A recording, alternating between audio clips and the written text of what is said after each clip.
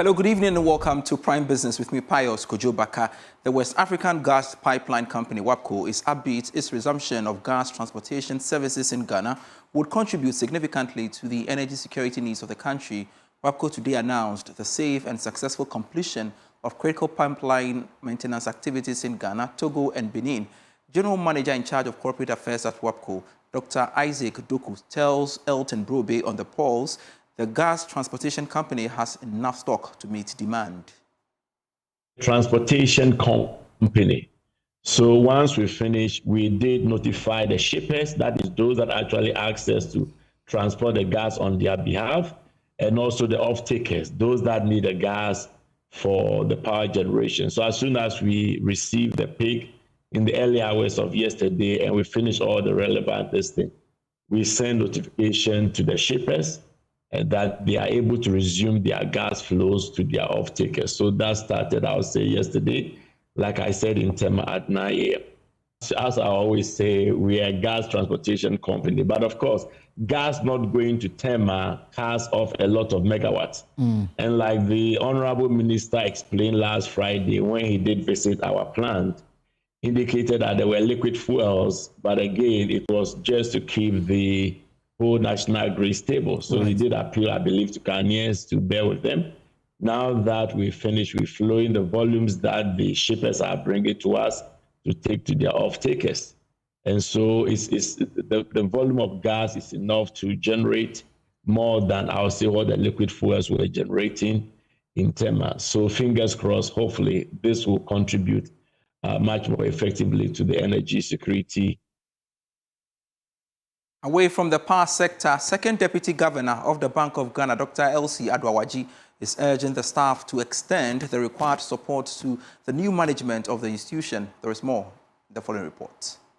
Business understands that this was captured in her farewell message to the staff as she takes the early retirement from the Bank of Ghana today after 7 years of service. The same farewell message, we are learning, also did highlight work done at the bank in terms of regulation of the sector with support from the staff. This should now pave the way for President John Mahama to nominate a new Second Deputy Governor of the Bank of Ghana to complement the new leadership at the institution, made up of Dr. Johnson Isiama as Governor and Dr. Zachary Mumuni as First Deputy, so that there will be 3 governors in place. Commercial banks have given the firm assurance of moving quickly to reduce their interest rates if the Bank of Ghana reviews the cash reserve ratio for the sector. The regulatory requirement has forced banks since last year to keep a higher fraction of their deposits with the Bank of Ghana depending on their lending operations. Victor Aksanti is the Chief Executive of First Bank Ghana. One of the biggest asks of banks now, I mean, the CRR is huge. We went from 10 to 15 to 25, and that is huge. And that's also a cost of doing business. So it means that we can only go backwards and try and price differently. So once we get some easing of that one, hopefully we can pass it on also. Because what it basically says is that when I take deposits, I can't do anything with 25% of it. Meanwhile, I'm paying very high to depositors who are now used to quite some significant numbers. So all I can do is to pass on to borrowers and so on. So average cost of lending went up significantly and so on. And when it goes up, it's a chicken and egg story. Once lending rates go up, the default goes down, high. And then now banks go away from lending. And then banks are accused of not lending. But we want to lend because no matter what it is, when we lend, we make more than overnight or interbank, or the best place to make the most money is when you lend into the. But when you are lending and you are going to lose 25% of it through MPLs and so on, then you are cautious. So you have a vicious cycle of very expensive cash, expensive lending, high MPLs, and then banks now pull back from lending and all of that. So we must manage the whole cycle, banking and lending cycle very well. So everybody now comes into a very calm area. Away from the banking sector, the Commonwealth is making a strong case on the need for Ghana to leverage on the African Continental Free Trade Area Agreement. More in this report.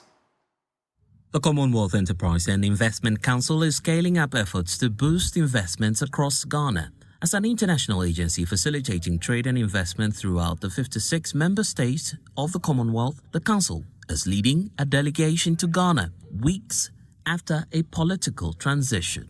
The delegation includes Rosie Glazebrook, the Chief Executive Officer of the Council, who says she's held talks with the new President, John Dramani Mahama.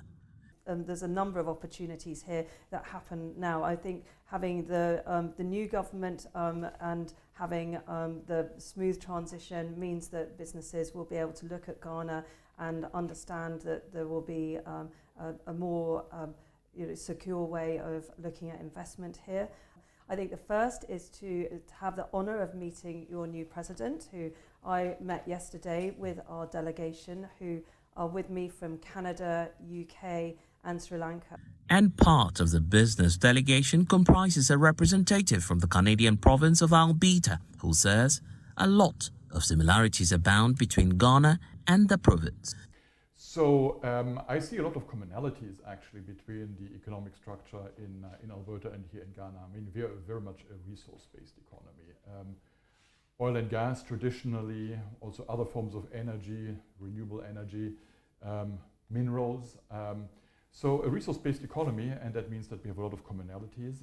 Ghana is currently host to the world's largest trade agreement, the African Continental Free Trade Area, which Rosie says the Commonwealth Enterprise and Investment Council seeks to leverage. In my visit, I go to Kenya later today and then on to Tanzania after that, is to understand how we can leverage these links. There's 21 countries of the Commonwealth in Africa, so using that block to really support the AFCFTA is part of the things that we want to do. And as the Commonwealth Enterprise and Investment Council, we have focused on, we will be focusing on it and have done so in the past, on how we can put that on the global stage as an opportunity that really needs to be grasped.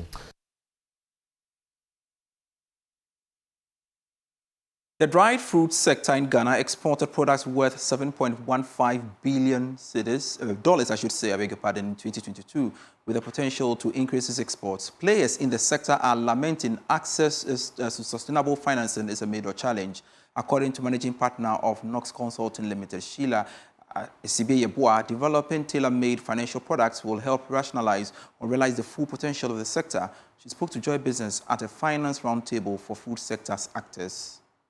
Meeting under the Ghana Dried Fruit Project brought together food sector agribusinesses and 15 financial institutions to deliberate on sustainable financing solutions for the sector. The discussion centered on innovative investment mechanisms and financial accessibility for dried fruit producers, processors, and exporters. Speaking to Joy Business, managing partner of Knox Consulting Limited, Sheila Isibeyeboa, called for improved access to funding for the sector. A lot of the interventions that are being pushed through this project requires the companies to, get some capital injection in their production processes, in their processing lines, in acquiring certification, etc., expanding production to meet market and all that. So that's basically what it is. We also have sent them to Europe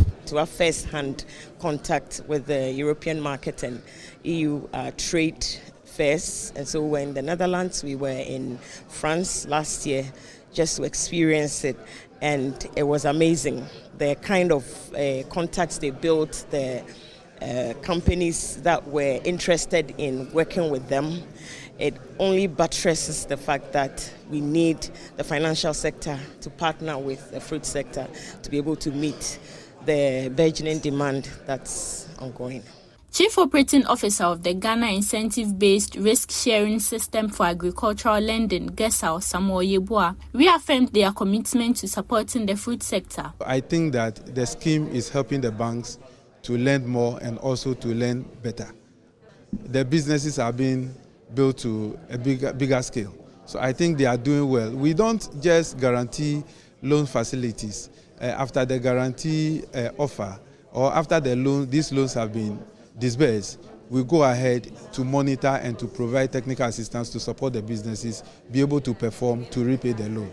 So I think that is also working. Our monitoring and our technical service is helping these businesses to build up and to work successfully. The CBI Ghana Dried Fruits Project, funded by the Netherlands Ministry of Foreign Affairs, seeks to contribute to the Ghanaian processed food subsector to generate employment. And to some other stories, the Ghana Ports and Harbours Authority has expressed fear of the country losing its position in the maritime trade to neighboring ports. Kwame Yanka filed this report.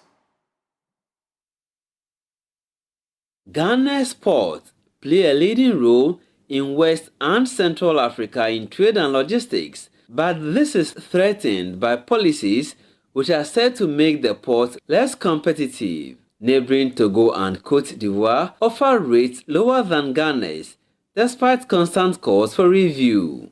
This is forcing traders to weigh the options, which will lead to the country's loss eventually. Director General of Ghana Ports and Harbours Authority, Brigadier General Paul Seydou Tanye Kulonu, has made a special appeal to government to help avert a situation that will impact on the country's economy negatively. We also have problems with COVID-19 and VAT levies on transit cargo. The transit market is highly competitive, and any disruption can lead customers turning to our partners and our rivals, that is, rivals in quote, Lomé and Abidjan. We believed, or we have the firm belief that since the cargo is not destined for Ghana, it will be beneficial if the government could reconsider its decision by removing the VAT levies in order to encourage business and generate additional employment opportunities for Ghanaians. Currently, we have a team in Lomé trying to understand the processes there, because it's believed that they don't charge those levies. The team was earlier in Abidjan for the same mission, and after a trip, they will submit the report for policy direction. Meanwhile, Transport Minister Joseph Bukari Nipe has assured the authority of government's readiness to make Ghana's ports competitive. The landlocked countries that prefer to use our ports do not speak the same language we do. And so if we do things difficult for them, they will look for other alternatives. And their brothers, the Francophone countries, have ports and they might tend to those areas. So it is true that if goods are not meant for our economy, our consumption, I'm not sure we have business charging those goods. And it's a worthy point for us to look at and review. Again, you were talking of the COVID-19 tax. I think that it needs a review. And like I said, it should be between the Ministry of Transport and Finance for us to look at those laws and see how we will revisit them and have a revision of them to incorporate the ideas of our partners, especially those who do business with us from the landlocked countries. Officials of Ghana Ports and Harbours Authority and entourage from the Transport Ministry toured the port, visiting the shipyard, Terminal 2 and MPS Terminal 3. The minister shared government's vision for the sector. Kwame Yanka filed that report. The Ghana Real Estate Developers Association grade assess its investment trust will be operationalized very soon. Immediate past president of the association, Patrick Ebobonfo, says this is part of efforts to address demand-side challenges in the housing sector. He spoke to Joy Business at the association's annual general meeting. The Ghana Real Estate Developers Association Investment Trust is to champion home mortgage financing activities. Immediate past president of the Real Estate Developers Association, Patrick Ebobonfo, said the investment trust, when established, will be listed on the Ghana Stock Exchange. Our industry has been facing challenges when it comes to the home mortgage financing. The banks are doing their best, but it's not enough. And for real growth to take place in our industry, we need to have a real estate investment trust portfolio that, in our case, we are pushing so they can champion our home mortgage finance activities so that members can freely build and concentrate on building. And what they do is that the real estate investment trusts come and take over these properties once they are all built. And then they on lend, or they sell off, or they rent it out to the members of the public. So the developer gets his income back to continue building. So these are some of the things, the reasons why we have had to go out of our way to set up the real estate investment trust. Yeah. Currently, we are working on our license with the Security and Exchange Commission. And it may take a little bit of time, but I think not too long we should be able to go through that process. And once we are done with that process, we will announce it for Ghanaians to know. And then already the consultants are working. Chancellor at the Cape Coast Technical University, Dr. James Ollins-Lindsay, was elected as the new president for the association. He has been speaking on challenges affecting members of the association. The biggest problem we are facing in real estate in Ghana, our biggest problem, is purely financial. The cost of doing business, especially the cost of borrowing, is extremely high for development. Plus arrangement fees and all is still lingering around the 40% mark. No business can thrive, especially with building houses and then building offices and the rest at 40% interest rate. So that is one of the things that we'll be carefully looking out for. And to some other stories, Sanon is a global provider of office furniture solutions, serving everyone from Fortune 500 companies to small businesses. Speaking at the launch of Sanon Ghana at the Okadeco Mall in Accra, the Chief Executive Officer of Okadeco, Ryan Sharara, highlighted the brand's commitment to quality and innovation in the built environment, ensuring solutions that meet diverse customer preferences. Ghana has entered the Ghanaian market with a commitment to providing customers with healthy, environmentally friendly and intelligent solutions for office and commercial spaces. Speaking at the launch ceremony in Accra, the CEO of Okadeco, Ryan Sharara, emphasized Sunon's exceptional quality and personalized service designed to enhance customer satisfaction. In my experiences of traveling the world and sourcing the best products for all the customers here, I visited factories in Italy, in Germany, in Vietnam, in Mexico, and all over the world. And not one came close to what Sunon does in terms of quality, in terms of design, in terms of innovation, and the partnership and the willingness they have to come and invest with us in Ghana. And therefore, we started this idea of how do we expand, how do we give more value to the average consumer. And we are changing our ways of purchasing. Today, when a company comes and furnishes their offices, they no longer want to come and choose what's available. They want their items and their offices to be customized. If, for example, we have Jimmy here from Akakapa, their colors are yellow, maybe they want their desks to have a hint of yellow. MTN as well. Maybe APSA will want red, maybe EcoBank will want blue. And we need to have the ability to customize for our businesses here.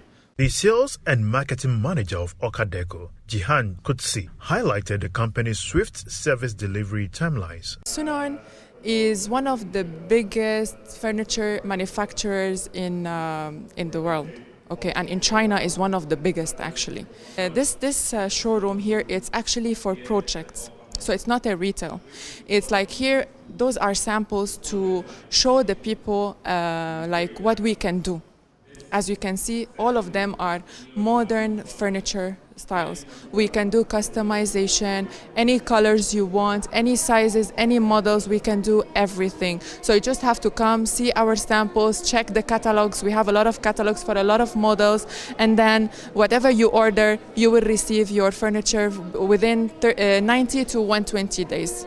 Customers, partners, brand ambassadors and senior management were given a tour of the Sunon showroom, showcasing a wide range of office and commercial space solutions tailored to various industries in Ghana. Thanks for being part of Prime Business. I am Pius Kojobaka. We have more for you when you log on to myjoyonline.com/business. Grateful serving you.